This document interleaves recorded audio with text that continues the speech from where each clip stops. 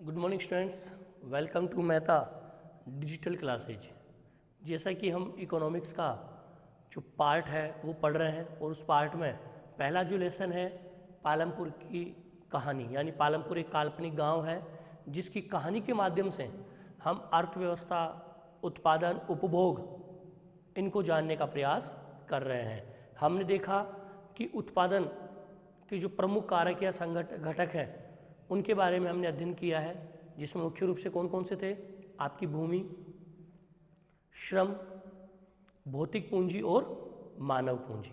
भूमि में हमने देखा कि भूमि किस प्रकार से उत्पादन का प्रमुख घटक है, वो हमने देखने का प्रयास किया, क्योंकि बिना भूमि के आप कृषि की कल्पना नहीं कर सकते। तो भूमि स्थिर है, किस तरह से भूमि से हमें उत्पादन बढ़ा सकते हैं। उसके बाद में ये इसको सहन कर पाएगी कि नहीं कर पाएगी, कितने लंबे समय तक उपजाऊपन रहेगा, भूमि का बंटवारा पालनपुर में, और श्रम की आवश्यकता कैसे पूर्ण होगी। ये कई चीज़ें हमने पढ़ी है इस चैप्टर में, जिसमें हमने देख लिया कि कृषि कार्यों के लिए जरूरी है भूमि। भूमि के बिना कृषि की कल्पना नहीं हो सकती। भूमि स्थिर है, लेकिन जो हरित क्रांति हुई उसके बाद में सब कुछ बदल गया, परिवर्तन हो गया, उत्पादन बढ़ गया, जैविक जो खाद हैं, जो रासायनिक उर्वरक हैं, उनकी मांग बढ़ने लग गई, उनको खेतों में काम में लेने लग गया, तो जो प्रोडक्शन होता है उत्पादन वो भी क्या होने लग गया, बढ़ने लग गया। उसके बाद में हमने देखा कि किन विधियों के द्वारा आप बढ़ा सकते हैं, चाहे आधुनिक कृषि पद्धति हो या फिर बहुविध फसल प्रणाली हो, जो फसलों को बदल बदल कर बोते हैं, बहुविध फसल प्रणाली है। और आधुनिक कृषि का मतलब आधुनिक तौर तरीकों को कृषि में काम में लेना। ये चीज़ हमने देख ली। फिर उसके बाद में हमने देखा कि अत्यधिक रासायनिक जो उर्वरक उनके इस्तेमाल से भूमि का जो उपजाऊपन है वो क्या हो रहा है, धीरे धीरे खत्म हो रहा है। जो प्रोडक्शन पहले होता था वो नहीं होता। क्यों? क्योंकि ज़मीन जब तक उपजाऊ है तब तक वो अच्छी उपज देती है। और उपज, मैंने आपको बता दी, उपज का मतलब किसी क्षेत्र में एक समय में खेत से उत्पादित जो चीज़ है वो उस चीज़ की क्या है, उपज। और उस उपज का ही पहले क्या अंग्रेज क्या लेते थे, राजा महाराजा लगान लेते थे। तो उपज जो हो रही है वो कैसे हो रही है, भूमि उपजाऊ भी है, उसको जो उसके पोषक तत्व है वो भी मिल रहे हैं, लेकिन ज़्यादा रासायनिक उर्वरकों के इस्तेमाल के बाद से ज़मीन का जो उपजाऊपन है वो धीरे धीरे क्या हुआ है, ख़त्म हुआ है। इसका उदाहरण मैंने बता दिया कि सबसे ज़्यादा रासायनिक उर्वरक पंजाब में काम में ले रहे हैं, वहाँ पर बीमारियाँ भी हो रही है। फिर उसके बाद में हमने देखा पालमपुर में खेतों का बंटवारा। जो बड़े मझोले जो किसान थे उनके पास बहुत बड़े बड़े खेत थे, जो बेचारे गरीब है, छोटे किसान हैं, उनके पास खेत कम है।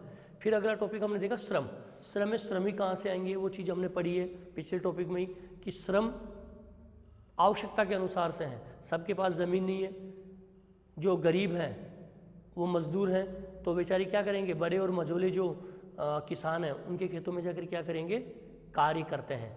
दैनिक मजदूरी के आधार पर कर सकते हैं, फसल से फसल के बीच में कर सकते हैं, क्षेत्र से क्षेत्र के बीच में कर सकते हैं, या फिर सालाना। इस प्रकार का उनका कॉन्ट्रैक्ट होता है। हालांकि सरकार ने भी एक अधिनियम बनाया था कि आप अगर किसान के खेत में कोई मजदूर कार्य कर रहा है तो उसको 300 रुपये देना ज़रूरी है। लेकिन जहाँ स्पर्धा होती है वहाँ पर मजदूर क्या करता है, कम पैसे में भी काम कर लेता है। ठीक है, तो ये चीज़ हमने देख ली। ये सारी चीज़ों का हमने अध्ययन किया है कि किस तरह से भूमि के लिए किन किन चीज़ों का हमें आवश्यकता हुई और श्रम हमारा कहाँ से आ रहा है। अब अगला जो हम पढ़ने जा रहे हैं टॉपिक वो है हमारा अधिशेष कृषि उत्पादों की बिक्री। देखिए, आप चीज़ देखते हैं, अधिशेष उत्पादों की बिक्री बहुत इंपॉर्टेंट चीज़ है, समझने की चीज़ है, बिल्कुल इजी चीज़ है, जल्दी से समझ में आएगा। अधिशेष, जैसे एक उदाहरण देता हूँ कि गेहूं की खेती हमने की, गेहूं की खेती हमने की तो उसमें आपने देख लिया कि गेहूं की हमने खेती कर ली, गेहूं पैदा हो गया,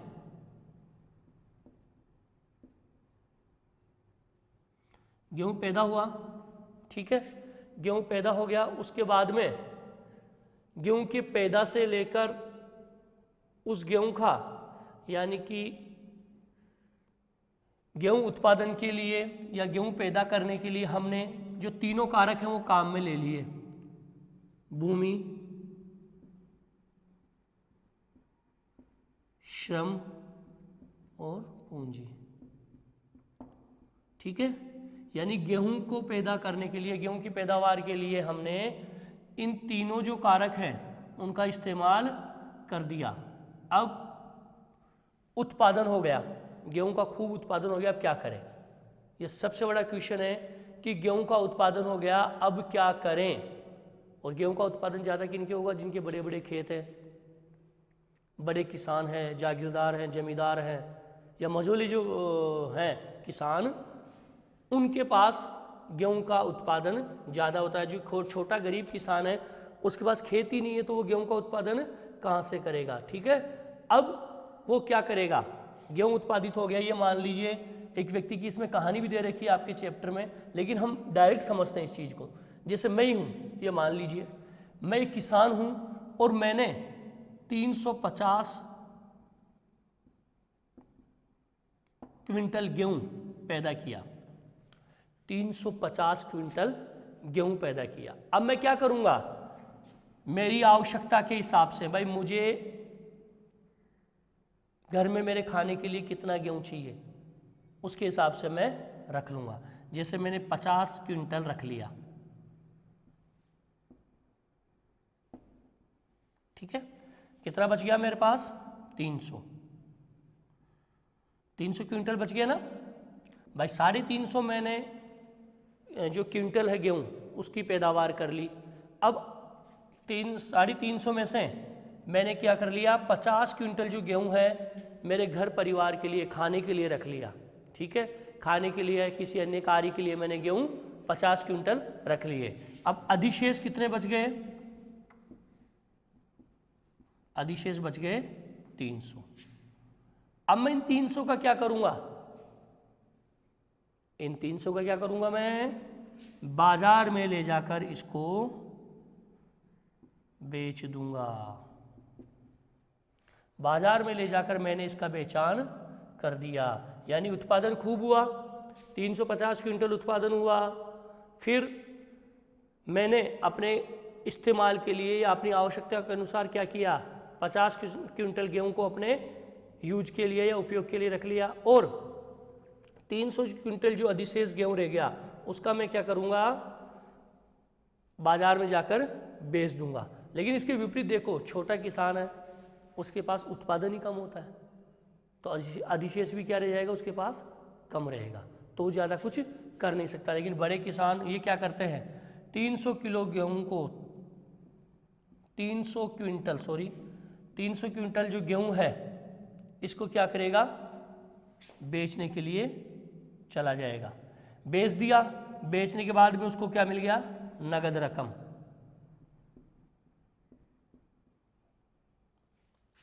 खूब पैसा मिल गया 300 क्विंटल गेहूं का। अधिशेष गेहूं पूछ रखा है ना, अधिशेष कृषि उत्पादकों की बिक्री, यानी कि आपने अपने यूज के लिए कोई चीज़ रख ली, अब उसके बाद में कोई चीज़ बच जाती है, अधिशेष बच रहा है, उसका आप क्या उपयोग कर रहे हैं?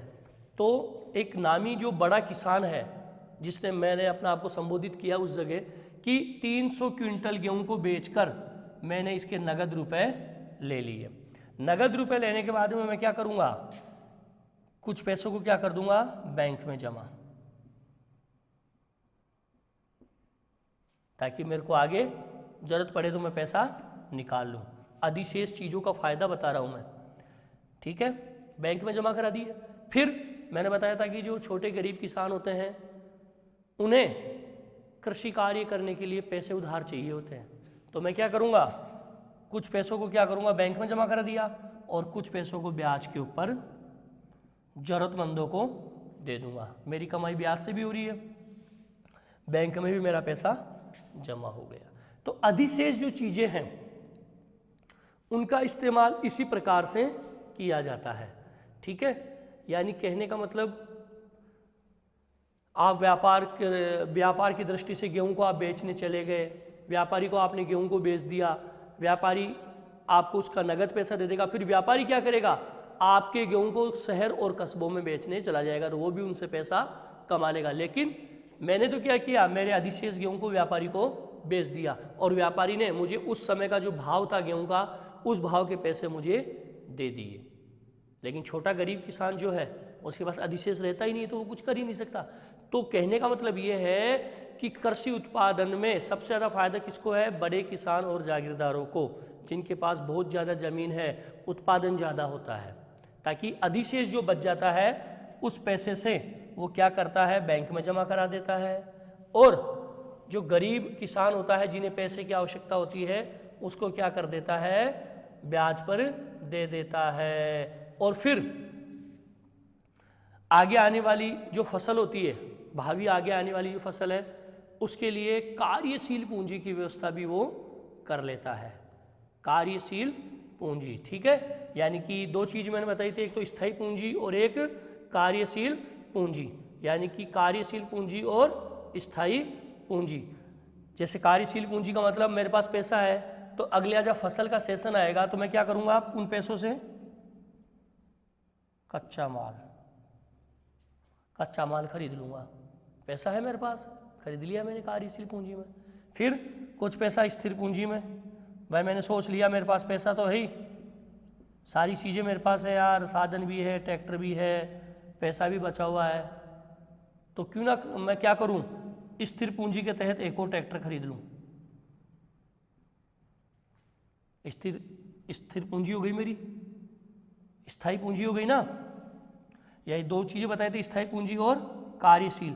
ठीक है, कार्यशील में कच्चा माल, कार्यशील का मतलब कि उसका पैसा देकर तुरंत आपको वो चीज़ लेनी होती है, ठीक है, और वो वापस लगा दी जाती है। कच्चा माल ले लिया, खेती में लगा दिया, उसका मतलब नहीं है। स्थिर पूंजी क्या होती है, स्थायी पूंजी ट्रैक्टर, जो कि लंबे समय तक मेरे साथ रहेगा, मुझे काम आएगा, मुझे काम देगा खेती के कार्यों में।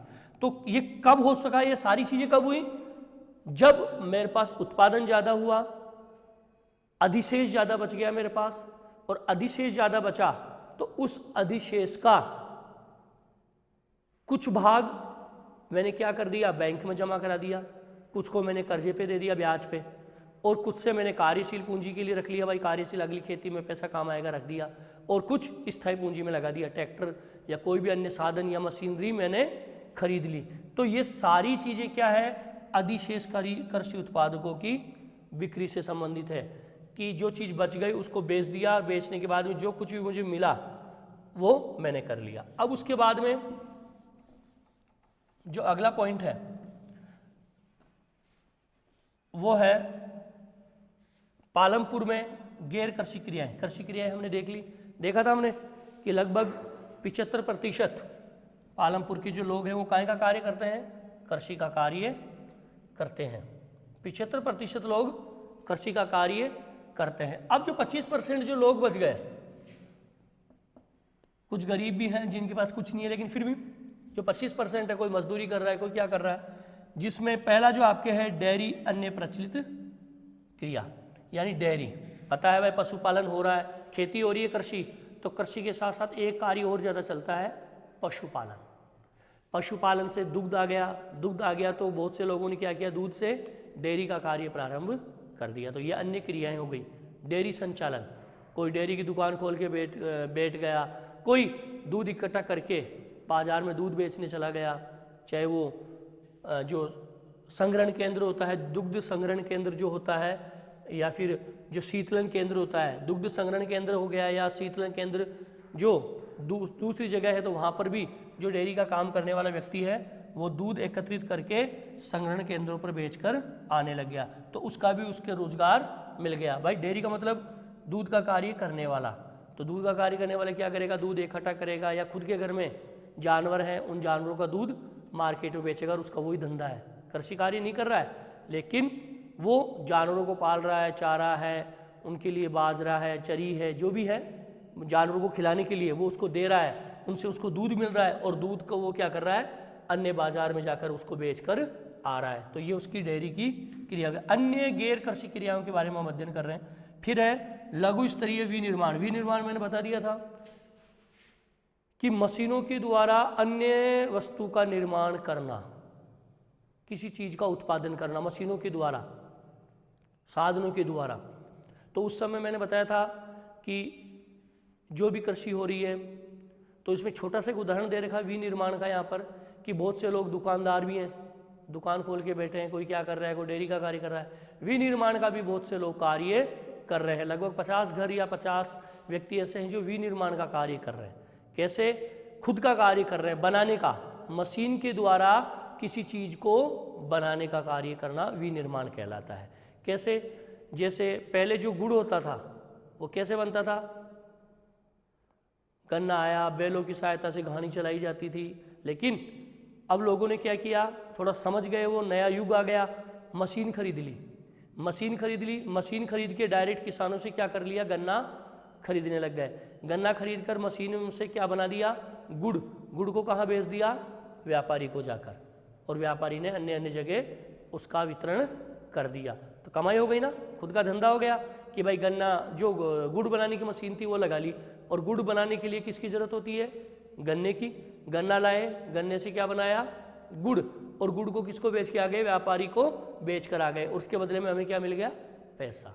तो ये अन्य जो गैर कृषि क्रियाएं हैं वो कहाँ होती थी, पालमपुर में, जिसमें मुख्य रूप से क्या है, डेयरी और विनिर्माण कार्य। विनिर्माण का मतलब मैंने बता दिया कि किसी चीज का निर्माण करना, मशीनों के द्वारा कोई चीज बनानी।